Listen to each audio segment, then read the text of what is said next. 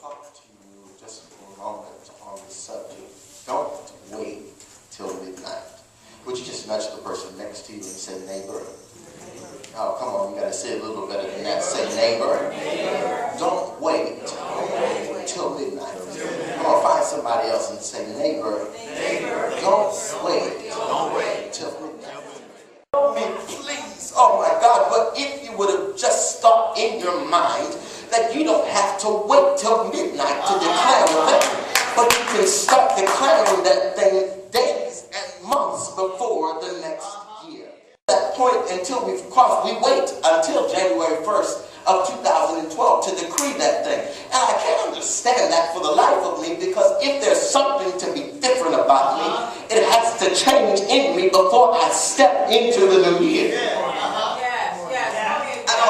I don't understand why it is that we have New Year's revivals in the new year. I don't need to be revived in the new year. I should be revived in the old year, so that when I step into the new year, I am ready for the devil's attacks against my life. Well, if you understand anything, you understand that your boyfriend or your mom and dad did not, in fact, have the ability to keep you alive this entire year.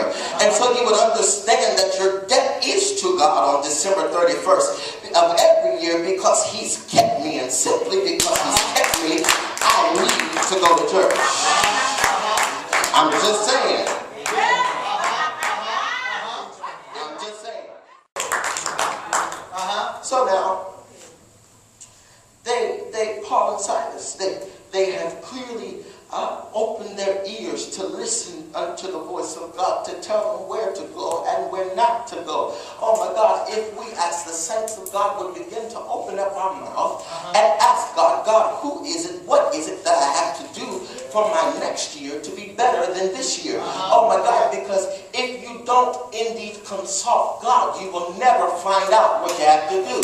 And so you'll just be walking in the spirit of insanity. You'll be doing the same things in the new year, expecting new results than you got last year.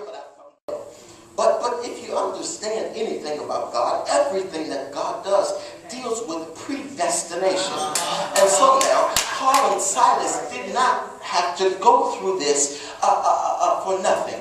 They in fact went through this for one soul, because this really was not about them being delivered, because God could have delivered anybody if he wanted to. I could have been alive in this, and God could have delivered me. It was not the fact that it was Paul and Silas. It was indeed the fact that this jailer had to be saved. So now I want you to see how critical it is that in your new year, that in this year rather, you prepare for your new year, because somebody's life is depending on you walking by them, so that they can come unto you and ask you, what must I do to be saved? But God has the ability, he has the audacity to inconvenience one person, to inconvenience people just for one person. And that's why you got to be listening, because you never know when somebody's life may end, and God will use you to bring salvation unto them.